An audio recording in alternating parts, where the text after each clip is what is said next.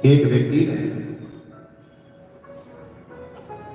बड़ी सुंदर सी दो कठपुतली बनाई, एक जैसी टोकरे में रखा, सिर पर रख करके बेचने के लिए निकल गया। गांव में, गली में, मोहल्ले में आवाज लगाई, अजी कोई कठपुतली ले लो, कठपुतली। लेना तो दूर रहा, किसी ने उनको देखा तक नहीं। तब बेचारा आवाज लगाते लगाते राज दरबार में गए, वहां भी आवाज लगा दी, अजी कोई कठपुतली ले लो, कठपुतली। तो राजा ने बुलाया, दिखाओ भैया तुम्हारी कठपुतली कैसी है। राजा ने देखा तो बड़ी सुंदर कठपुतली, एक जैसी, कोई भेद नहीं। कीमत पूछी, बेचने वाला बोला इस कठपुतली की कीमत 5 रुपए है, दूसरी वाले की 500 रुपए। राजा बोला भैया देखने में दोनों कठपुतलियां एक समान है, कोई भेद नहीं है, पर कीमत में इतना भेद है। बेचने वाले ने एक कठपुतली को हथेली में रखा, एक धागा लिया, उसके कान में डाला तो दूसरे कान में होकर के धागा निकल गया, इसकी कीमत सिर्फ 5 रुपए। दूसरी कठपुतली को हथेली पर रखा, उसके कान में जब धागा डाला तो दूसरे कान से निकला नहीं, वो अंदर को चला गया, इसकी कीमत ही नहीं कठपुतली है। हमारा शरीर ही कठपुतली है। भगवान की कथा को सुनकर के हृदय में उतार लेंगे तो अनमोल कीमत हो जाएगी, और एक कान से सुनिए दूसरे से निकालते चले गए तो कोई कीमत नहीं।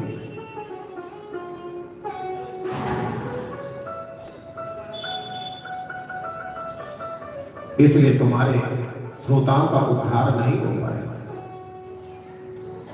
इन्होंने भगवत धाम को प्राप्त किया, इसलिए कहते हैं कि धन्या भागवती वार्ता प्रेत पीड़ा विनाशिनी। धन्य भागवत की कथा जो प्रेत पीड़ा को भी नष्ट करने वाली है। बोले भागवत भगवान की। महात्मा गोकर्ण जी ने पुनः दूसरी बार कथा को सुनाया और एकाग्र चित्त मन से कथा को सभी ने श्रवण किया, और अंत में गोकर्ण के सहित सभी श्रोता भगवत धाम चले गए। ये विमान क्या है? गोकर्ण जी ने कथा सुनाई तो विमान आ गया है। अब तो रोज जगह जगह कथा हो रही है, पर ये सुनने को नहीं मिलता तो वहां विमान आया। सुनाए तो कभी उस कथा में विमान आ गया। प्रेम से बोलो जय श्री राधा। तो ये विमान है क्या? विमान का अर्थ क्या है? विमान का अर्थ है कि अभिमान से रहित तो होना ही विमान है। हमने कथा कराई, खूब भंडारा किया, उसके बाद में हमारे अंदर जो अभिमान था वो निकल गया। कथा सुन के करा के हम अभिमान से रहित हो गए, कोई अभिमान नहीं, तो समझ लो आपके लिए विमान आ गया। अब कथा कराने के बाद में कहना प्रारंभ किया, हमने अमुक तिथि से अमुक तिथि तक कथा कराई, ऐसी व्यवस्था आज तक किसी ने नहीं कराई। वो व्यवस्था मैंने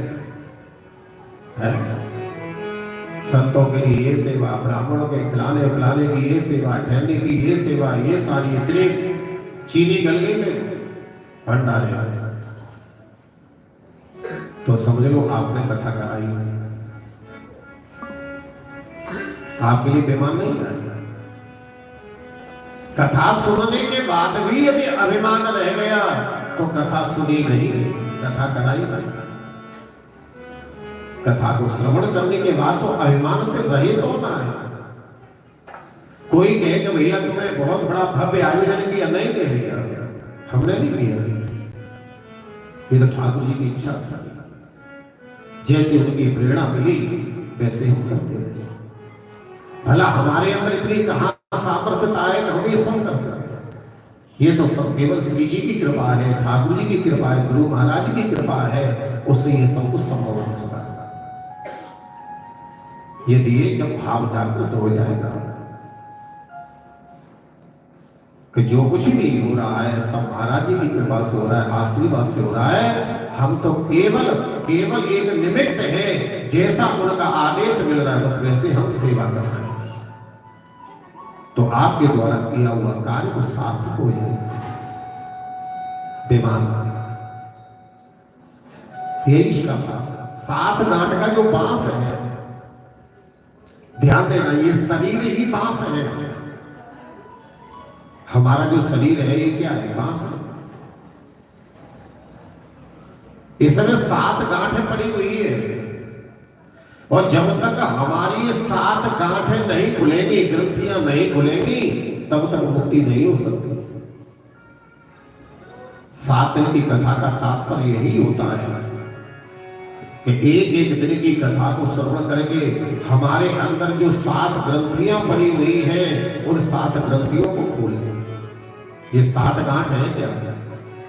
काम, ध्यान दें, काम, क्रोध, लोभ, मद, मत्सर, अविद्या, 7 ग्रंथियां।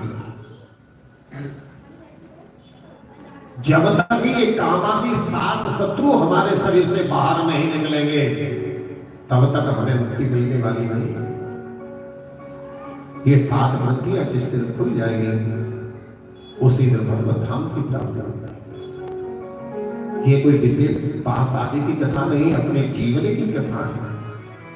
भागवत में जितने भी प्रसंग है, कथा है, प्रत्येक कथा प्रसंग को हमें अपने जीवन को उतारना चाहिए।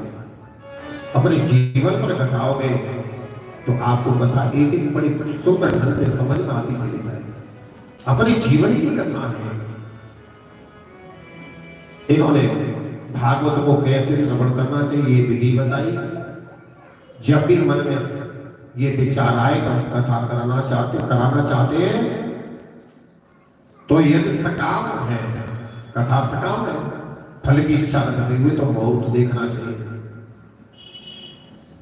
और निष्काम है, कोई फल की इच्छा नहीं, केवल कथा करानी है, ठाकुर जी के निमित्त करानी, तो इसमें कोई मुहूर्त की आवश्यकता नहीं।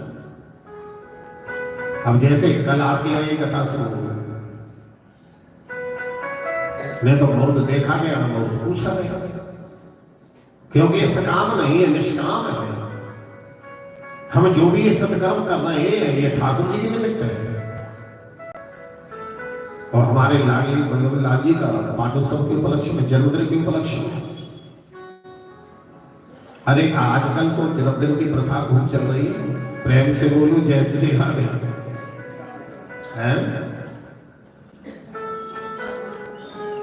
आजकल तो स्वयं का जन्म